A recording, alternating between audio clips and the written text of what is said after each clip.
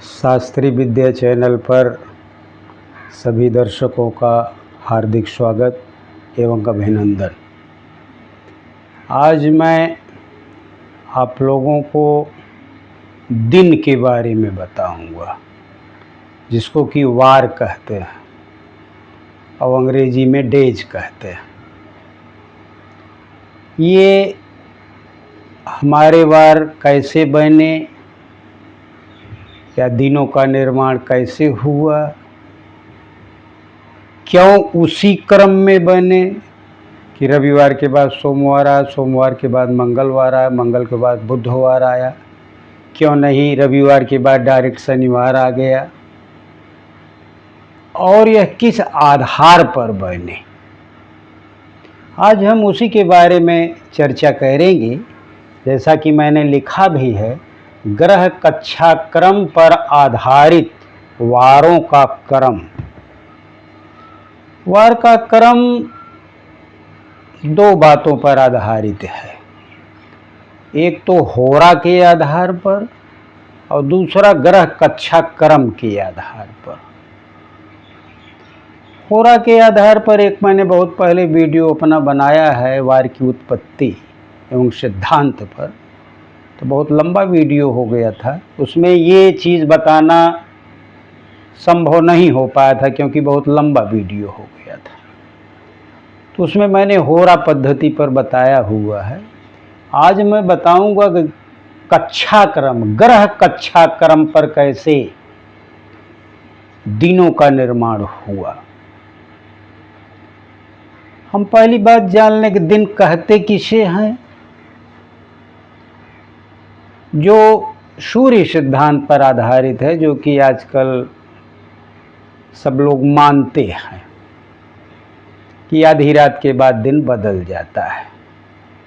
जब रात में 12 बजा उसके बाद 1 सेकंड भी आया तो दिन भी बदला और दिनांक भी बदली, दोनों बदल गया। लेकिन हमारा जो भारतीय ज्योतिष है वो उस आधार को नहीं मानता है।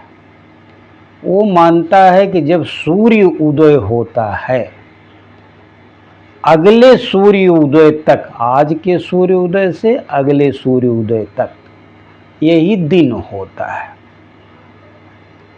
तो जब पाश्चात्य सिद्धांत कहिए, उसको सूर्य सिद्धांत कहिए, उसको साइंस सिद्धांत कहिए, उस आधार पर तो 12 बजे रात के बाद बदलता है। लेकिन जो भारतीय जो दिनों की गणना है वो सूर्य उदय से सूर्योदय तक माना जाता है। अब इसमें भी थोड़ी एक प्रश्न उठता है कि जो सूर्योदय होता है क्या तुरंत निकलते ही मान लिया गया कि पूरा निकल के आया सूर्य? पहले जरा सा निकलता है, फिर आधा निकलता है, फिर उससे 3 गुना निकलता है, फिर एकदम गोला बनता है। इसके लिए भी शास्त्र कहता है कि जब आधा बिंब का दर्शन हो जाए सूर्य का, तब से हम सूर्योदय मानते हैं। निकलते ही नहीं, शुरुआत लालिमा हो गया जरा सा और सूर्योदय मान लिया गया। आधा बिंब निकलने के बाद ही हम सूर्योदय मानते हैं। तो ये तो हो गया दिन, इसी को हम सावन दिन भी कहते हैं। और इसी के आधार पर हमारे देश में तिथि, त्योहार, व्रत, शादी, विवाह, उपवास सब इसी के आधार पर चलता है। सौर सिद्धांत के आधार पर 12 बजे रात वाले सिद्धांत पर केवल गवर्नमेंट का काम चलता है। ये हमारा जो धर्म कर्म है उस पर नहीं चलता है।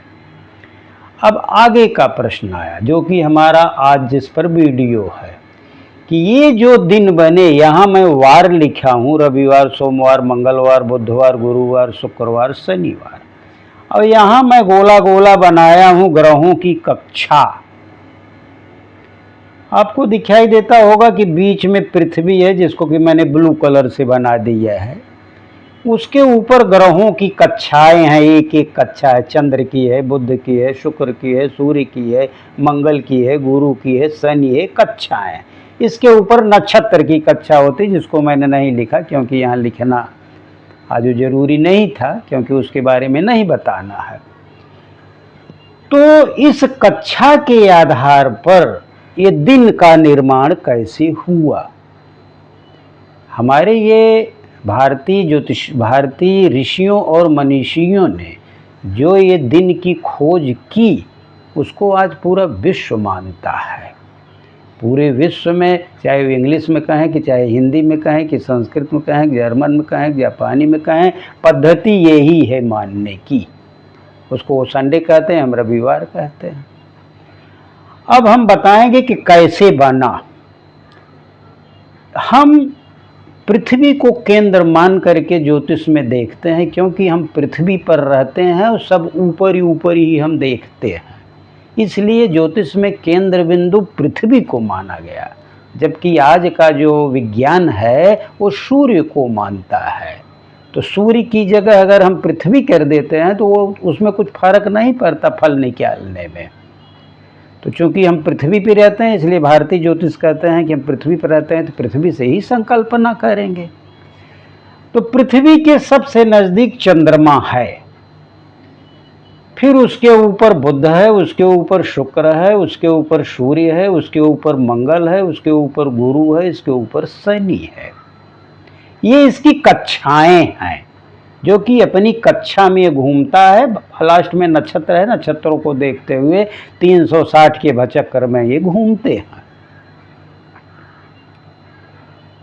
अब प्रश्न इसमें ये भी उठता है कि पहले चंद्र क्यों आया, फिर बुध क्यों आया, शुक्र क्यों नहीं, पहले सूर्य ही आ गया या पहले शनि आ गया? ये भी एक प्रश्न है।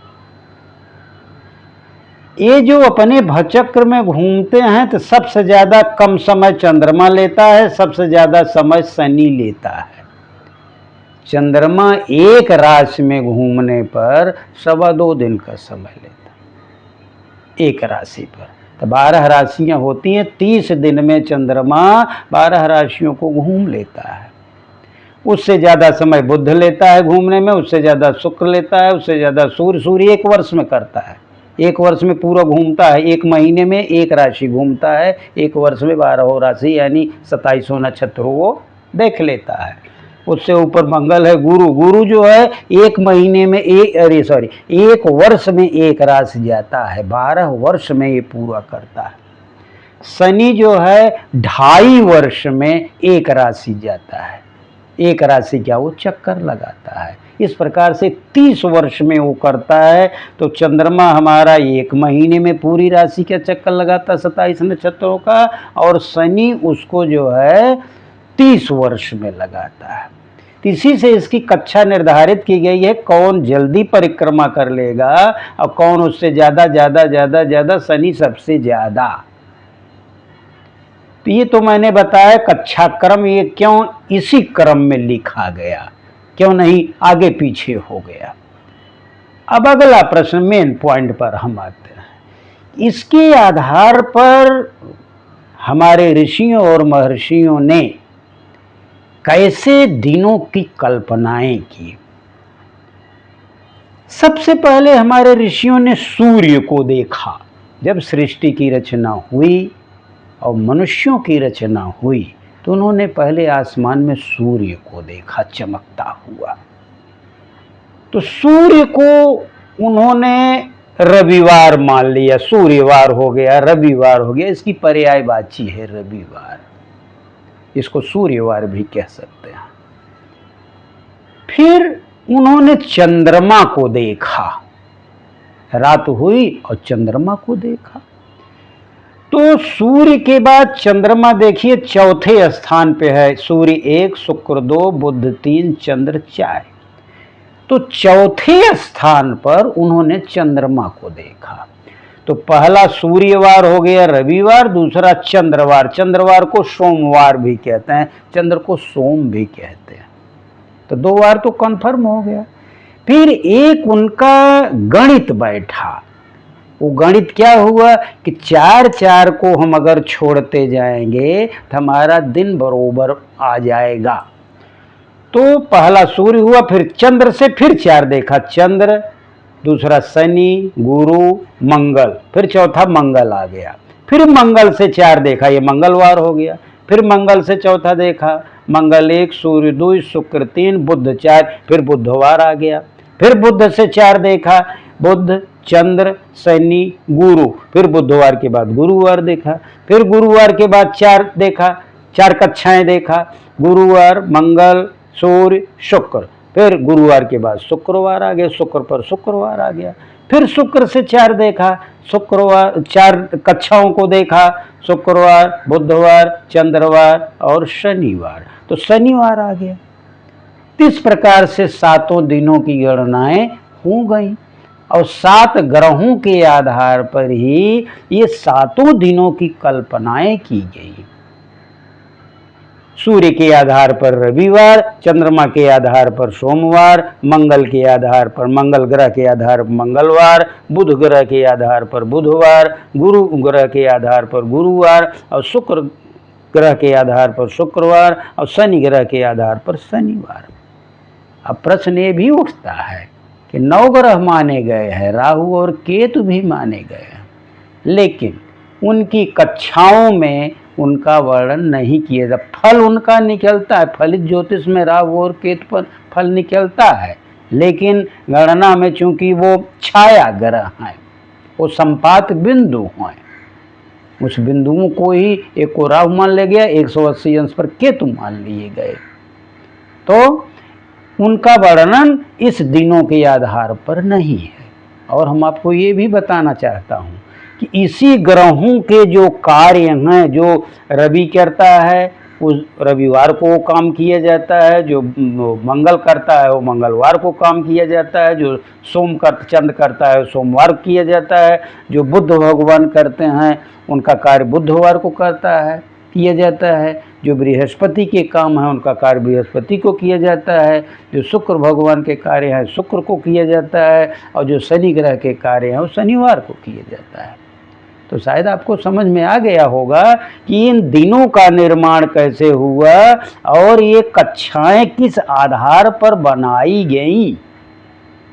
दूसरा, मैंने होरा के सिद्धांत पर बनाया है कि जो 25वीं होरा आती है उसको मैं संक्षेप में बता दे रहा हूँ कि जो दिन रहता है वहीं से 24 घंटा 24 होराएं गिनते हैं। 24 होरा माने 24 घंटा, तो जो 25वीं होरा आएगी वो अगला दिन आता है। काउंटिंग में रविवार के बाद सोम की होरा आती है 25वीं होरा, फिर सोम के बाद जब हम काउंटिंग करने रखते हैं तो मंगल की होरा आती है। तो वो पद्धति दूसरी है और ये पद्धति दूसरी है। ये पद्धति सरल है, उसमें आपको 24 होराएं निकालनी पड़ती है और इसमें डायरेक्ट आपको सूर्य गिना, सूर्य के बाद चौथा चंद्र आया, फिर यहीं से 4 4 4 4 जोड़ते गए, 4 4 4 4 जोड़ते गए और 7 दिनों का निर्माण हो गया। तो शायद आपको समझ में आ गया होगा। बस इसी के साथ मैं अपनी वाणी को विराम देता हूँ। आप लोगों का बहुत बहुत धन्यवाद एवं आभार।